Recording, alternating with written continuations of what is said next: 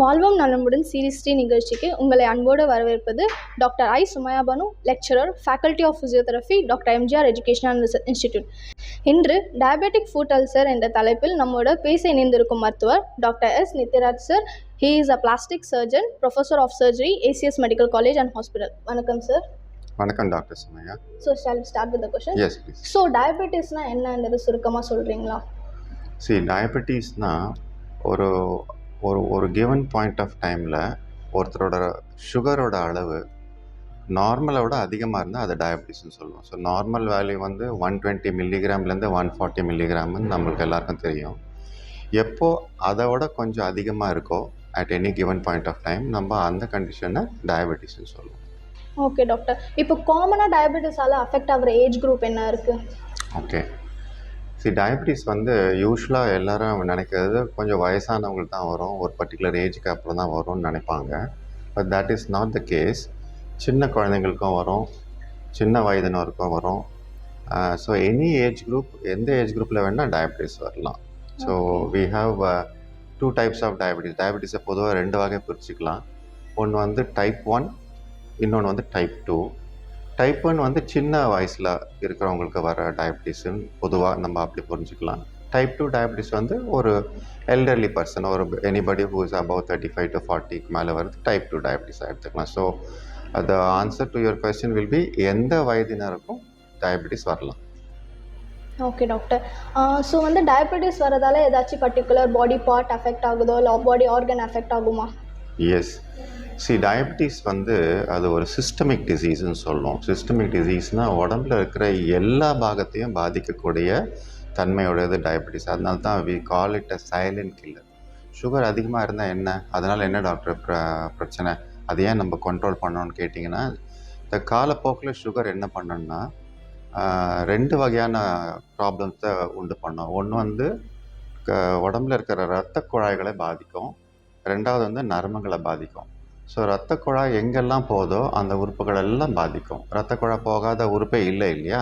மூளைக்கு போகும், ஹார்ட்டுக்கு போகும், கிட்னிஸ்க்கு போகும், கைக்கு காலுக்கெல்லாம் பிளட் வெசல்ஸ் போகும். ஸோ இந்த குழாய்கள் எல்லாம் வந்து ஸ்லோலி காலப்போக்கில் கொஞ்சம் நேரோவிங் ஆகிடும். ஸோ பிளட் சப்ளை பாதிக்கும், நம்பர் 1. நம்பர் 2, நர்வ்ஸையும் பாதிக்கும். ஸோ மூளையை பாதிச்சிச்சுன்னா நம்மளுக்கு வந்து ஸ்ட்ரோக் அந்த மாதிரி ப்ராப்ளம் வரும். ஹார்ட்டை பாதிச்சிச்சுன்னா ஹார்ட் அட்டாக்ஸ் அப்படி வரும். குடலை பாதிச்சிச்சுன்னா குடலில் வயிற்று வலி, குடல் அழற்சி நோய் அது மாதிரி வரும். கை கால்களை பாதிச்சிச்சுன்னா பாதப்புண்கள், இது மாதிரி சில சமயம் பாதமே இழக்கிற நிலைமை ஏற்படும். ஸோ டயபெட்டிஸ் எப்படி ஃபீட்டை அஃபெக்ட் பண்ணுதுன்றதை கொஞ்சம் டீப்பாக சொல்கிறீங்களா? Yes, okay. நம்ம டிஸ்கஷனோட மெயின் பார்ட்டியாக தான் இல்லையா? ஸோ நான் சொன்ன மாதிரி சுகர் ஃபஸ்ட்டு என்ன பண்ணோன்னா, அதிகப்படியான சுகர் ரொம்ப நாளாக இருந்ததுன்னா அந்த பிளட் வெசல்ஸோட லூமன் சின்னதாக போய்டும். அதாவது உள்ளே இருக்கிற அந்த டயமீட்டர், ஒரு இரத்த குழாயோட அளவு சுருக்கமாயிடும். அப்போ என்ன ஆகிடும், காலுக்கு போகிற பிளட் சப்ளை குறைஞ்சிரும். ஸோ எந்த ஒரு உறுப்புக்கு ரத்த ஓட்டம் குறைஞ்சதுனாலும் அந்த உறுப்பு வந்து கெட்டு போயிடும், அழுகி போயிடும். நர்வஸ்க்கும் ரத்தம் பிளட் சப்ளை தேவை, நரம்புகளுக்கும் ரத்த சப்ளை தேவை இல்லையா? ஸோ இந்த நர்வ்ஸ்க்கு போகிற பிளட் வெசல்ஸும் குறைஞ்சி போயிடும். நம்ம அதை வந்து நம்ம மெடிக்கல் டெர்மினாலஜியில் மைக்ரோ ஆஞ்சியோபதின்னு சொல்லுவோம், இன்னொன்று வந்து நியூரோபதின்னு சொல்லுவோம். ஸோ இரத்த குழாயும் சுருங்கி போயிடும், நரம்புகளும் பிளட் சப்ளை குறைஞ்சதுனால செயல்பாட்டை இழந்துடும். அதனால் இந்த 2 காரணங்களால் நம்ம வந்து காலில் புண்ணு வரதுக்கான வாய்ப்புகள் நிறையா இருக்கும். நம்பர் 1, புண்ணு வரும், வந்த புண்ணும் காயறதுக்கு லேட் ஆகும். இதுக்கு காரணம் என்னென்னா, அங்கே அந்த நோய் கிருமிகள்லாம் வந்து ரொம்ப ஈஸியாக வளர்கிறதுக்காக கல்ச்சர் மீடியா மாதிரி ஆகிடும் அந்த side of wound. Okay. So இதை ப்ரிவென்ட் பண்ணுறதுக்கான ஆப்ஷன்ஸ்? ஓகே, ப்ரிவென்ஷன் வந்து ஃபர்ஸ்ட் ஆஃப் ஆல் வந்து அவேர்னஸ் க்ரியேட் பண்ணோம். இங்கே தான் நம்ம வந்து அவேர்னஸ் ப்ரோக்ராம்ஸ் நிறையா கண்டக்ட் பண்ணோம் மெடிக்கல் காலேஜஸில். நம்மள மாதிரி medical professionals, patient educations and public education, diabetic screening programs நடத்தணும். ஃபஸ்ட்டு ப்ரிவென்ஷன் வந்து டிடெக்ஷன் ஆஃப் டயபெட்டிஸ். நிறைய பேருக்கு வந்து தனக்கு சுகர் இருக்குன்றது தெரியாமலேயே வந்து ரொம்ப நாளாக இருப்பாங்க. ஏதாவது ஒரு காலில் அடிபட்டு அந்த புண்ணு ஆறலைன்னா அப்புறமா தான் டாக்டர்ஸ் கிட்ட வருவாங்க. ஸோ அவேர்னஸ் க்ரியேட் பண்ணணும். 2வது, சுகர் இருக்குதுன்னு தெரிஞ்ச அப்புறமா பீரியாடிக்கலாக நம்ம கண் பரிசோதனை எல்லாருக்கும் தெரியும், ஹார்ட் பரிசோதனை எல்லாருக்கும் தெரியும், பீரியாடிக் செக்கப்ஸ் அந்த மாதிரி பீரியாடிக்கலாக ஒரு ஒரு ஒரு குவாலிஃபைட் டாக்டர்கிட்ட போயிட்டு இந்த காலில் இருக்கிற நரம்புகள் எல்லாம் நல்லா இருக்கா, சென்சேஷன்லாம் நார்மலாக இருக்கா, அதுக்கு சில டெஸ்ட் எல்லாம் இருக்குது, பயோதெசியோமெட்ரின்னு சொல்லுவோம். காலுக்குள்ள சென்சேஷன்ஸ் எல்லாம் செக் பண்ணுறது. அப்போது என்ன பண்ணுவோம், அந்த எந்தெந்த ரிஸ்க் பாயிண்ட்ஸ் ஐடென்டிஃபை பண்ணுவோம், அந்த பாதத்தில் எதெல்லாம் ரிஸ்க் பாயிண்ட்ஸ், இந்தந்த ஏரியாக்கள் ரிஸ்க் பாயிண்ட்ஸாக இருக்குது, ஸோ இங்கே ப்ரெஷர் பாயிண்ட்ஸ் நிறையா வருது. அப்போது வந்து பேஷண்ட் அவேர்னஸ் க்ரியேட் பண்ணி அதுக்குண்டான ப்ரிவென்டிவ் மெஷர்ஸ் லைக் சம் மெடிசன்ஸோ இல்லை சில ஃபுட்வேரோ நம்ம சஜஸ்ட் பண்ணுவோம் அதுக்கு. ஓகே. ஸோ இதனால் வரக்கூடிய காம்ப்ளிகேஷன்ஸ் அதை எப்படி ஏர்லி ஸ்டேஜ்லேயே நம்ம வந்து டிடெக்ட் பண்ண முடியுமா சார்? ஆமாம், ஏர்லி ஸ்டேஜில் இதுதான் நம்ம முதல்ல சொன்ன அதே இதுதான். ஃபர்ஸ்ட் ஆஃப் ஆல் வந்து அந்த ப்ரெஷர் பாயிண்ட்ஸை நம்ம ஐடென்டிஃபை பண்ணணும். அந்த ப்ரெஷர் பாயிண்ட்ஸை பயோதெசியோமெட்ரின்ற டெஸ்ட் பண்ணிவிட்டு எங்கெல்லாம் அவங்களுக்கு ப்ரெஷர் பாயிண்ட்ஸ் இருக்கோ அந்த இடத்துல அந்த பேஷண்ட் நடக்கும் பொழுது ப்ரெஷர் வராத அளவுக்கு சில ஸ்பெஷலைஸ்ட் ஃபுட்வேர்ஸ் நம்ம கொடுக்கணும். ரெண்டாவது, பேஷண்ட்டுக்கு எஜுகேட் பண்ணணும். லைக் இந்த பேஷண்ட்ஸ் எல்லாம் பார்த்திங்கன்னா சென்சரி லாஸ்ன்னு சொல்லுவோம், அதாவது உணர்ச்சி இருக்காது அந்த பாதத்தில். ஸோ ஒரு பயங்கரமான மத்தியானம் 12 மணி வெயிலில் கோயிலில் வந்து வலம் வருவாங்க, கிரிவலம் வருவாங்க. மோஸ்ட் ஆஃப் த பேஷண்ட்ஸ் என்கிட்ட பார்த்தீங்கன்னா காலில் பெரிய பெரிய கொப்பளத்தோடு வருவாங்க. என்ன ஆச்சு அப்படின்னு கேட்டிங்கன்னா, ஒன்றுமே இல்லை, நேற்று நான் கோயிலுக்கு போயிட்டு வந்தேன், மொட்டை மாடியில் வடம் காய போட்டேன், கோயில் கிரிவலம் வந்தேன், இந்த மாதிரி கொப்பளம் வந்துடுச்சுன்னு சொல்லுவாங்க. அதுக்கு காரணம் என்னென்னா அவங்களுக்கு அந்த சென்சேஷன் இருக்காது. ஸோ நல்ல கொதிக்கிற ரோட்டில் கொதிக்கிற டெரஸில் அவங்க பாட்டு கம்ஃபர்டபுளாக நடப்பாங்க. ஸோ அவேர்னஸ் க்ரியேட் பண்ணோம். செகண்ட்லி, இந்த மாதிரி ஹாட் சர்ஃபேஸஸில் நடக்கக்கூடாதுன்ற எஜுகேஷன் க்ரியேட் பண்ணணும். அண்ட் தேர்ட்லி, அந்த வீட்டில் இருக்க மற்ற ஃபேமிலி மெம்பர்ஸ் என்ன பண்ணோம், ஒருவேளை வயசானவங்களாக இருந்தால் அவங்களால குனிஞ்சு அவங்க பாதத்தை பார்க்க முடியாது இல்லையா. ஸோ அங்கே வீட்டில் இருக்கிற யங்ஸ்டர்ஸ், அவங்க பசங்களோ இல்லை பேர பிள்ளைங்களுக்கோ வி ஷுட் எஜுகேட். ஒரு பெரியவர் வந்து வெளியில் போயிட்டு வந்தார், டயபெட்டிக் பேஷண்ட் போயிட்டு வந்தாருன்னா ஒரு டார்ச் எடுத்து வச்சுட்டு அந்த பாதத்தை நல்ல டார்ச் அடித்து இன்ஸ்பெக்ட் பண்ணணும். அங்கே ஏதாவது முள் குத்திருக்கா, இல்லை ஆணி கிணி குத்தி கிழிச்சிருக்கா, இல்லை சின்ன சின்ன புண் ஏதாவது ஸ்டார்ட் ஆகுதா அப்படின்றத ஐடென்டிஃபை பண்ணுறதுக்கு நம்ம அந்த ஃபேமிலி மெம்பர்ஸ்க்கு எஜுகேட் பண்ணணும்.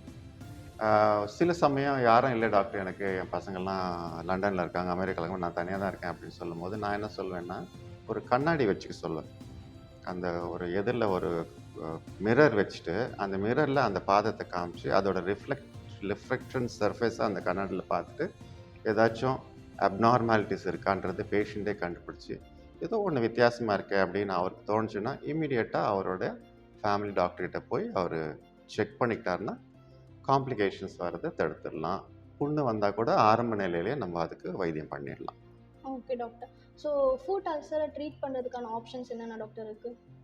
ஓகே, ட்ரீட்மெண்ட் பார்த்தீங்கன்னா டயபெட்டிக் ஃபுட் அல்சர்ஸ்க்கு உண்டான ட்ரீட்மெண்ட்டு வந்து ஆல்மோஸ்ட் எல்லா ஃபுட் அல்சருக்கான ட்ரீட்மெண்ட்டுக்கும் அதுக்கும் பெரிய வித்தியாசம் ஒன்றும் கிடையாது.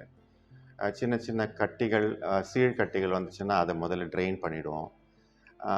கேலாசிட்டிஸ்ன்னு சொல்லுவோம், அதாவது ஒரு சில ப்ரெஷர் பாயிண்ட்ஸ்லாம் வந்து திக்காகிடும், அதெல்லாம் நம்ம கொஞ்சம் ஷேவ் பண்ணிவிட்டு அந்த திக்கண்ட் போர்ஷன் எல்லாம் வந்து ஷேவ் பண்ணிவிட்டு ஃபுட் மசாஜ் எல்லாம் பண்ணிவிடுவோம். அண்டு ஒரு வேளை புண்ணே வந்துட்டு அங்கே கொஞ்சம் அழுகின திசுக்களெல்லாம் நிறைய இருந்துச்சுன்னா அந்த டிஷ்யூஸை வந்து நம்ம கட் பண்ணி எடுத்துடணும். டிப்ரைட்மெண்ட் சொல்லுவோம், சர்ஜிக்கல் டிப்ரைட்மெண்ட். அதுக்கப்புறம் ஒரு நல்ல நிறைய பேடிங் வச்சுட்டு ஒரு அந்த ஊண்டுக்கு என்ன கிருமி வளருதுன்னு கண்டுபிடிக்கணும். நம்ம அதுக்கு பேர் கல்ச்சர் சென்சிட்டிவிட்டின்னு ஒரு டெஸ்ட் பண்ணுவோம். அதில் இருக்க சீழ் எடுத்து அதை வந்து லேபு காமிச்சு அதில் என்ன கிருமி வளருது அப்படின்றத கண்டுபிடிக்கிற டெஸ்ட் பேர் கல்ச்சர் சென்சிட்டிவிட்டி. அதுக்கு தகுந்த மாதிரி ஆன்டிபயோட்டிக்ஸை நம்ம கொடுத்தாகணும். அண்ட் தென் நல்ல நிறைய பேட் வச்சு ட்ரெஸ்ஸிங்ஸ் பண்ணணும். This should be ton. யார் இதை பண்ணலாம் அப்படின்னா, யார் ஒருத்தருக்கு இந்த டயபெட்டிக் ஃபுட் கேரில் நல்ல எக்ஸ்பீரியன்ஸ் இருக்கோ அவங்க பண்ணணும். ஏன்னா ரொம்ப சில பேர் என்ன பண்ணுவாங்க, அந்த ட்ரெஸ்ஸிங்ஸ் எல்லாம் கைண்டி விழுந்துடும் அப்படின்றதுக்காக ரொம்ப இறுக்கமாக கட்டிப்பாங்க. ஸோ ஆல்ரெடி அது காம்ப்ரமைஸ்ட் ஃபுட்டு, ஆல்ரெடி அது பிளட் சப்ளை குறைவான ஃபுட்டு. அங்கே ஒரு சர்க்கம்ஃபரன்ஷியலாக ரொம்ப டைட்டாக பேண்டேஜ் போட்டோம்னா என்ன ஆகிடும், இருக்கிற கொஞ்சம் நஞ்சம் பிளட் சப்ளையும் போயிடும். So it should be done preferably by a person who is trained in management of diabetic feet. Okay doctor. So இப்போ வந்து வர காம்ப்ளிகேஷன்ஸ், ஃபுட் காம்ப்ளிகேஷன்ஸ் எல்லாம் அந்த ஃபுட்டை ஆம்புடேட் பண்ணி கட் பண்ணி எடுக்கிற அளவுக்கான காம்ப்ளிகேஷன்ஸ் ரைஸ் ஆகுமா? ஓகே. எக்ஸ்ட்ரீம் ஸ்டேஜஸில் இப்போ நம்ம யார் ஒருத்தருக்கு அவேர்னஸ் இல்லையோ, டயபிட்டிஸ் பற்றின அவேர்னஸ் இல்லை யாரோ வில்லேஜில் இருக்காங்க, அங்கே கொஞ்சம் மெடிக்கல் ஃபெசிலிட்டிஸ் இல்லை, அவங்களாவே ஏதாச்சும் நேட்டிவ் மெடிசின்ஸ் போட்டுட்ருப்பாங்க. இந்த மாதிரி பேஷண்ட்ஸ் என்ன ஆகிடும்னா, அவுட் ஆஃப் இக்னரன்ஸ் தவறாக ராங் மேனேஜ்மெண்ட் பண்ணிகிட்டே இருப்பாங்க. These people come to us with gangrene. கேங்க்ரீன்னா அந்த இடம் ஃபுல்லாகவே அழுகி போயிடுறது. சில சமயம் பிளட் சப்ளை ரொம்ப குறைஞ்சி போய் அந்த விரல் இல்லை அந்த பாதமே கருப்பாயிடுறது பிளட் சப்ளை இல்லாமல். இதுக்கு பேர் கேங்க்ரீன் சொல்லுவோம். 2 வகையான கேங்க்ரீன் இருக்குது. ஒன்று இன்ஃபெக்ஷனால் வர கேங்க்ரீன், இன்னொன்று வந்து பிளட் சப்ளை இல்லாதனால வர கேங்க்ரீன். ஒன்று வெட் கேங்க்ரீன், இன்னொன்று வந்து ட்ரை கேங்க்ரீன். இந்த மாதிரி விரலே அழுகி போயிடுச்சுன்னா நம்மளுக்கு வேறு ஆப்ஷன் இல்லை. நம்ம அப்போ அந்த பாதிக்கப்பட்ட பகுதியை அறுவை சிகிச்சை செஞ்சு ரிமூவ் பண்ண வேண்டியிருக்கும். ஸோ ஆம்புடேஷன்ஸ் பார்த்தீங்கன்னா மைனர் ஆம்புடேஷன்ஸ், சின்ன சின்ன சுண்டு விரல் போகிறது வந்து மைனர் ஆம்புடேஷன் சொல்லுவோம். ஒரு வேளை ரொம்ப பேஷண்ட் டிலேடாக வந்தாங்கன்னா நம்ம வந்து பிலோ நீ ரிமூவ் பண்ண வேண்டியிருக்கும். முழங்காலுக்கு கீழே அந்த பாதிக்கப்பட்ட பகுதியை வந்து நம்ம ஆப்ரேஷன் பண்ணி ரிமூவ் பண்ண வேண்டியிருக்கோம்மா. ஸோ இந்த ஆம்புடேஷன்ஸ் வந்து இட் ஷுட் பி அவாய்டட். ஏன்னா ஒரு கேன்சர் வந்து அந்த விரலையோ இல்லை காலையோ வெட்டி எடுக்கிறோன்னா அது நம்மளால் அக்செப்ட் பண்ணிக்கலாம். பட் ஒரு preventable cause, diabetes is a preventable cause. ஒரு ப்ரிவென்டபிள் காஸ்னால ஒருத்தர் உறுப்பை இழக்கிறது வந்து நம்ம அதை அக்செப்ட் பண்ணவே கூடாது. It should never happen. அதனால தான் patient education and awareness and proper treatment by a qualified person is very very essential. Okay doctor. So special footwear for this type of? Yes. நம்ம கஷ்டப்பட்டு ஒரு பொண்ணுக்கு வைத்தியம் பண்ணி அதை ட்ரெஸ்ஸிங் போட்டு டிப்ராய்ட்மெண்ட் சர்ஜரி பண்ணி எல்லாம் ஆற்றி விட்டுடுறோம். அதுக்கப்புறம் என்ன ஆகிடும், இந்த பேஷண்ட்டு ஏதோ முடிஞ்சு போச்சு, ப்ராப்ளம் முடிஞ்சு போச்சுன்னு சொல்லிட்டு திருப்பியும் அதே லைஃப் ஸ்டைல் பண்ண ஆரம்பிச்சிடுவாங்க. திருப்பியும் they'll go to the work, affected limb மேலேயே நடந்துட்டு இருக்கிறது. மீண்டும் அந்த ப்ரெஷர் பாயிண்ட், அந்த ட்ரிகரிங், அந்த காசேட்டிவ் ஃபேக்டர் அங்கேயே இருக்குது இல்லையா? ஸோ என்ன ஆகிடும், they'll come back with recurrent ulcers. திரும்ப அல்சர்ஸ் வந்துகிட்டே இருக்கும். இதை ப்ரிவெண்ட் பண்ணுறதுக்கு என்ன பண்ணுவோம்னா, we have certain specialized footwear. அது பேர் ஆஃப்லோடிங் ஃபுட்வேர்னு சொல்லுவோம். ஆஃப்லோடிங்னா அந்த அல்சர் இருக்கிற பகுதியில் அந்த பேஷண்ட் வெயிட் பேர் பண்ணாமல் இருக்கிற மாதிரி அந்த ஃபுட்வேர் டிசைன் பண்ணியிருக்கோம். So these are called offloading footwears. அது it depends on the side of the ulcer. ஒரு வேளை குதிக்காலில் ஹீல் ரீஜனில் இருந்துச்சுன்னா மெயின் வெயிட் பேரிங் வந்து 4 ஃபுட்டில் நடக்கிற மாதிரி ஒரு ஃபுட்வேர் டிசைன் பண்ணோம். இல்லை 4 ஃபுட்டில் முன் பாதத்தில் வந்து புண்ணு இருந்துச்சுன்னா அங்கே வெயிட் பேர் பண்ணாத அளவுக்கு பேக்கில் ஹீல் ரைஸ் பண்ணி விட்ருவோம். அப்படி ரெண்டுத்துலையும் இருக்குது. என்ன பண்ணலான்னு சொன்னாக்கா, தெர் இஸ் ஒரு ஸ்பெஷல் டிசைன் கால் ராக்கர் பாட்டம் சோல். அந்த சோல் வந்து மிடில் ஆஃப் த ஃபுட்வேரில் இருக்கும். ஸோ பேஷண்ட் கால் வைக்கும் பொழுது அந்த ப்ரெஷர் வந்து ஹீல்லையும் இருக்காது, 4 ஃபுட்லேயும் இருக்காது. It will be on the mid sole, which அந்த இடம் மிட் சோல் யூஸ்வலாக அல்சர்ஸ் வருதில்லை. ஸோ மிட் சோலில் வெயிட் பேர் பண்ணுற மாதிரியான டிசைன்ஸ் நிறைய இருக்குது. அதெல்லாம் இன்னோவேட்டிவ் திங்கிங் தான். இதுக்கு ரெடிமேடே அவைலபிளாக இருக்காது. We have to design footwear according to the anatomy of that foot and the position of that ulcer in that patient. Amma. Okay doctor. So what kind of advice you would like to do for the care of the foot? அந்த food care நான் தான் சொன்னேனே, என்னோட observation வந்து யாரெல்லாம் மீண்டும் என்கிட்ட புண்ணோட வராங்க, யாருக்கெல்லாம் ஆம்புடேஷன்ஸ் நடக்குதுன்னா பீப்புள் ஹூ ஆர் இக்னரண்ட். நிறைய தடவை வந்து ஒரு டாக்டர்கிட்ட போவாங்க, ஒரு வாரம் கண்டினியூ பண்ணுவாங்க ட்ரீட்மெண்ட்டு. என்னடா இந்த டாக்டர்கிட்ட போய் புண்ணு ஆறலையான்ட்டு டாக்டரை மாற்றுவாங்க. இந்த மாதிரி டாக்டரை மாற்றி போயிட்டே இருப்பாங்க. So patient should understand that அந்த அல்சர் ஹீல் ஆகாததுக்கு காரணம் இம்ப்ராப்பர் ட்ரீட்மெண்ட் கிடையாது. It is because of the nature of the disease. So கான்ஸ்டண்ட்டாக ஒரு ஃபிக்ஸட் குவாலிஃபைட் டாக்டர்கிட்ட கண்டினியூஸாக ட்ரீட்மெண்ட் பண்ணிகிட்டே இருக்கணும். அவேர்னஸ் இருக்கணும். பீரியாடிக்கலாக உங்களோட டயபெட்டாலஜி டாக்டரையோ இல்லை ஃபுட் கேர் சர்ஜன்கிட்டையோ உங்களோட ரிவ்யூஸை ரெகுலராக வச்சுக்கோங்க. புண்ணே இல்லைனாலையும் periodically once in 2 months, once in 3 months போயிட்டு என்னோடய ஃபுட்டெல்லாம் நல்லா இருக்கா, நம்ம முகத்தை எப்படி டெய்லி கழுவி அலங்காரம் பண்ணி வச்சுக்கிறோமோ அதே மாதிரி அந்த பாதத்தையும் நல்லா க்ளீனாக வாஷ் பண்ணி அதுக்கு கேர் கொடுக்கறது very very important. Awareness is the first thing நான் இன்சிஸ்ட் பண்ண விரும்புகிறது to prevent complications of diabetic foot like ஆம்புடேஷன்ஸ்.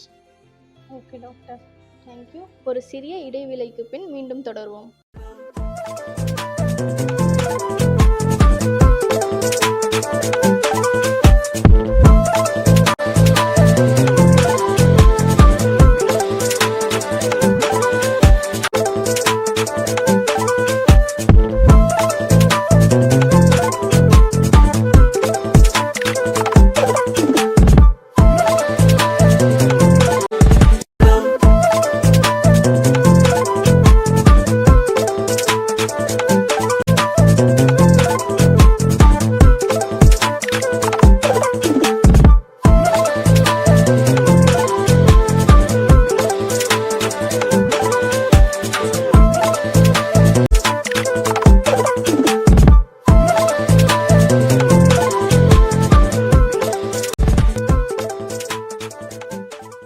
நிகழ்ச்சியை மீண்டும் தொடங்கலாம்.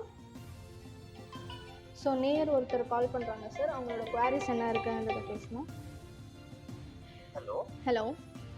வணக்கம் மேம். வணக்கம். உங்களோட கொஷின்ஸ் வந்து நீங்கள் டாக்டர் கிட்ட கேட்கலாம்.